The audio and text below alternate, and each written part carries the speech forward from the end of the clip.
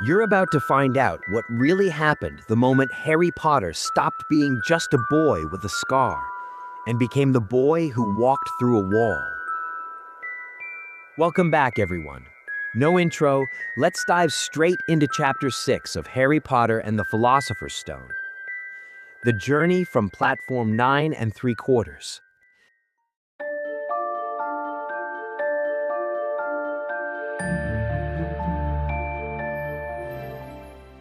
This chapter marks the true beginning of Harry's journey into the wizarding world.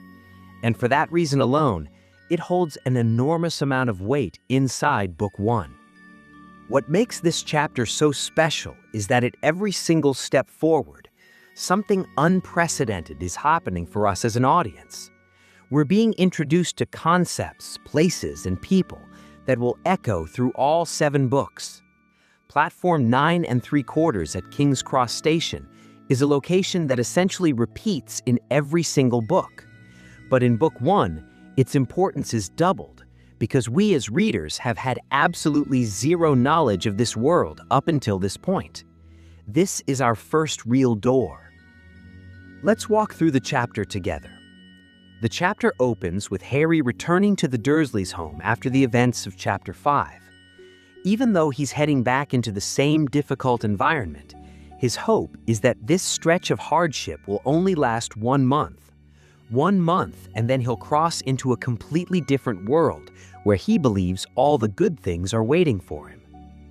As September 1st approaches, which we know marks the beginning of the journey to Hogwarts, Harry asks Uncle Vernon to drive him to King's Cross the next morning.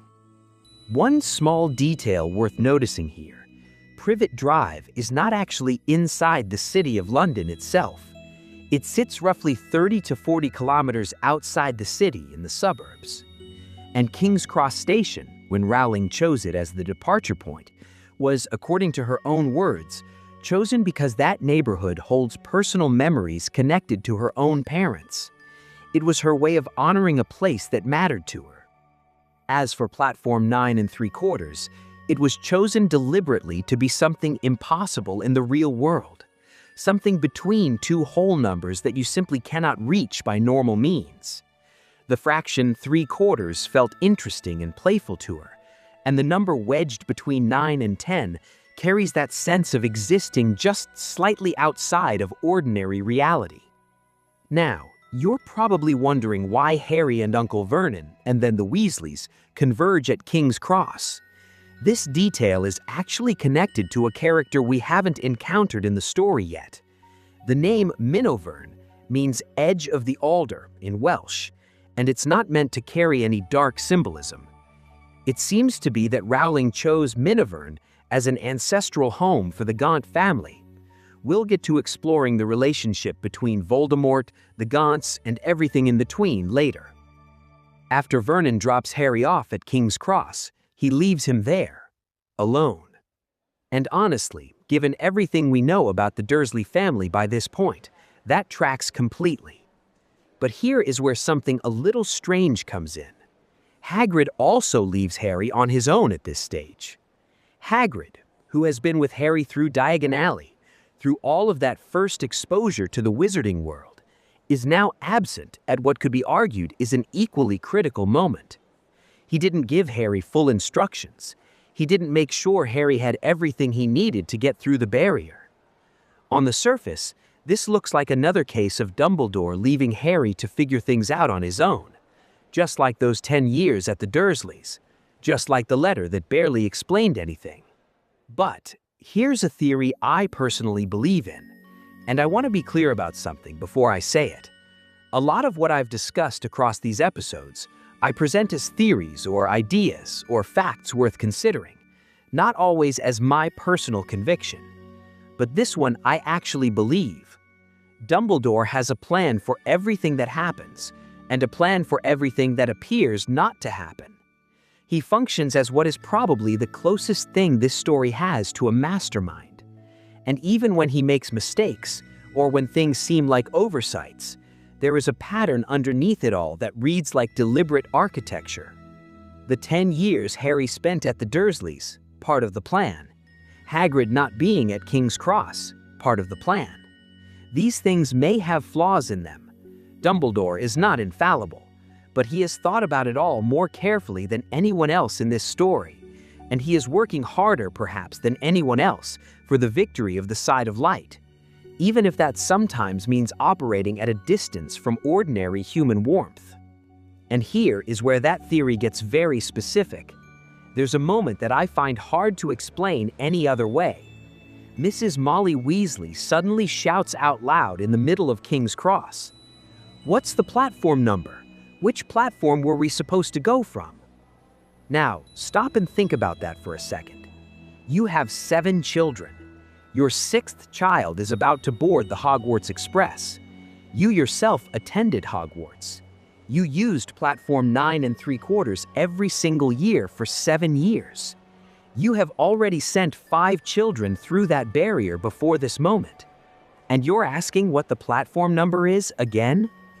There's a theory that this moment was not accidental, that Dumbledore arranged for the Weasley family to be at that exact location at that exact time, specifically so that Harry would hear them, follow their lead, and make his first connection with the wizarding world through the Weasleys rather than alone. Even without Hagrid, even without explicit guidance, the path was already laid, and it was laid with intention. Because for Dumbledore, it wasn't just important that Harry get to Hogwarts. It was important who Harry got there with. He needed Harry surrounded by people who would pull him to good, to warmth, to loyalty.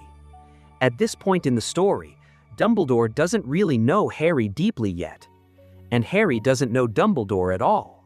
But Dumbledore seems to have decided early on what kind of friendships Harry needed to form, and the Weasleys were chosen. Speaking of the Weasleys, I think most of us would agree, if you could choose any family from this entire franchise to actually live with, to experience everyday life alongside, the Weasley family would be it. There's something about the way they move through the world that is genuinely magnetic. They're warm, they're sincere, they're poor, but they're brave. They're deeply loyal. They come from a very old wizarding bloodline, and yet they carry absolutely zero arrogance about it. They're grounded in a way that most families with their history are not. If you trace the etymology of the name Weasley, you end up at the word weasel, which has its roots in Old Germanic and Proto-Germanic languages. And the connection isn't a coincidence. Arthur Weasley's Patronus is a weasel, so the family name almost certainly loops back to that creature intentionally, as a kind of embedded linguistic symbolism that Rowling built into the foundation of this family. Now, a question that has probably formed in your mind by now.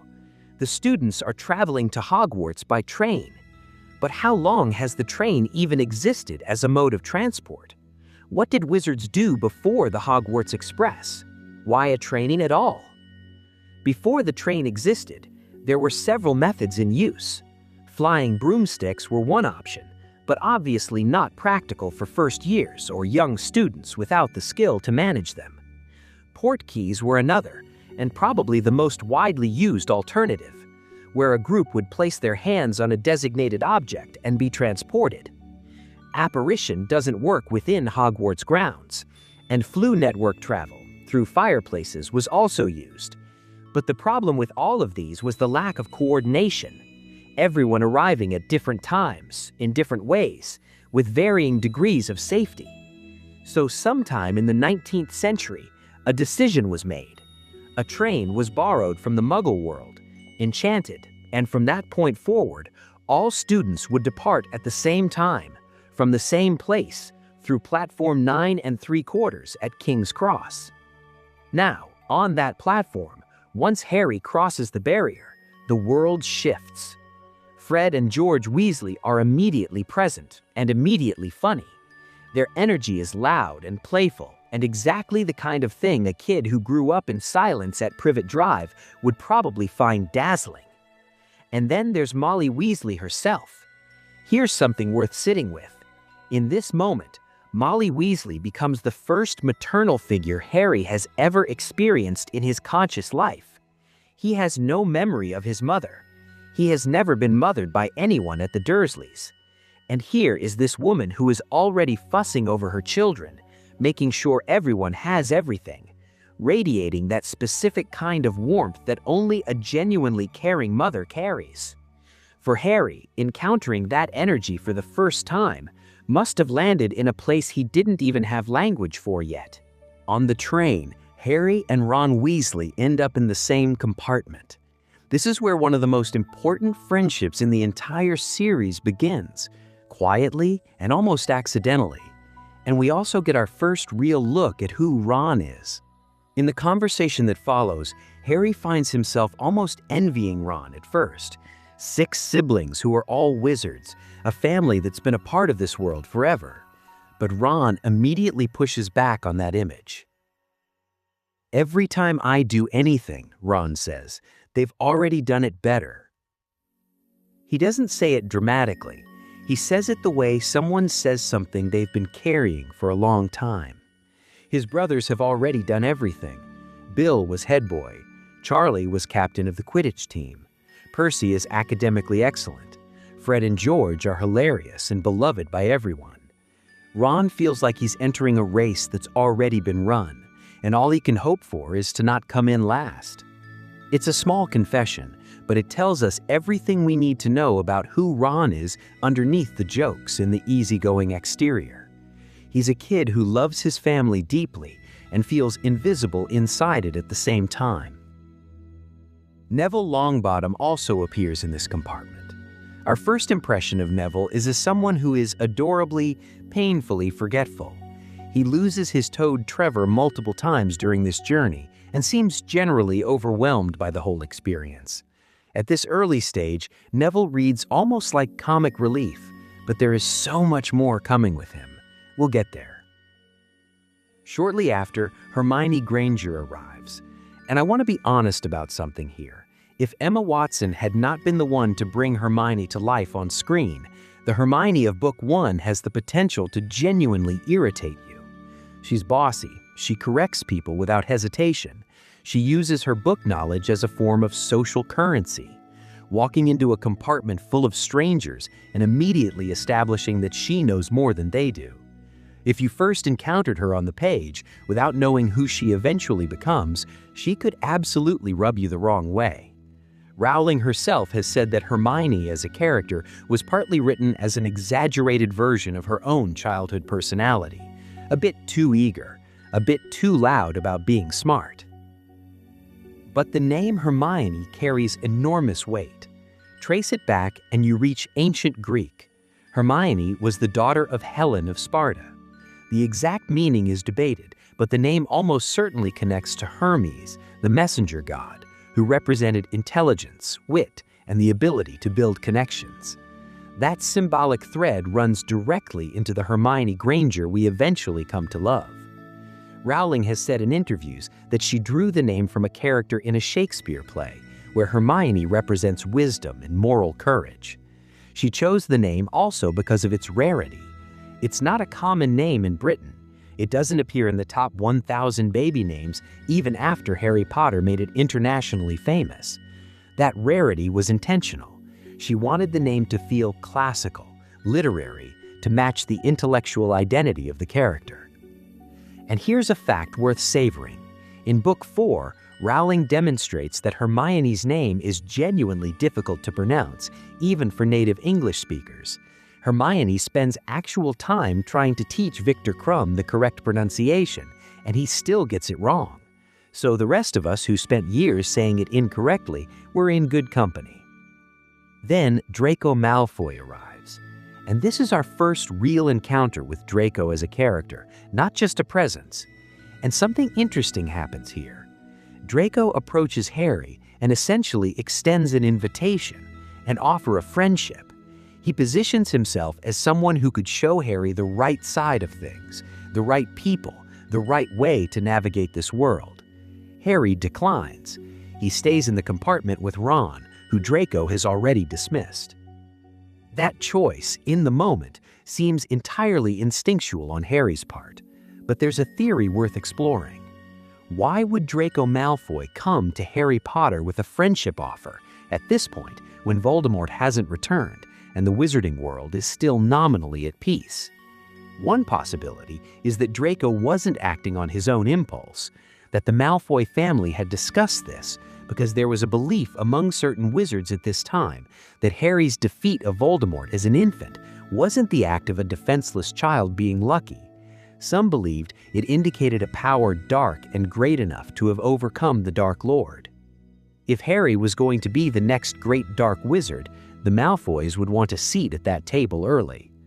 Of course, Harry rejects the offer without even fully understanding the depth of what he's refusing, and Draco retreats. The bridge is burned before it was ever built. Now, Ron in this chapter is fascinating to observe because even surrounded by his enormous family, even with all of those people who love him, Ron is lonely in a specific way. He feels invisible, unseen as an individual. And Harry, who grew up with real physical and emotional deprivation, has just discovered that he has money, real money, sitting in a vault at Gringotts.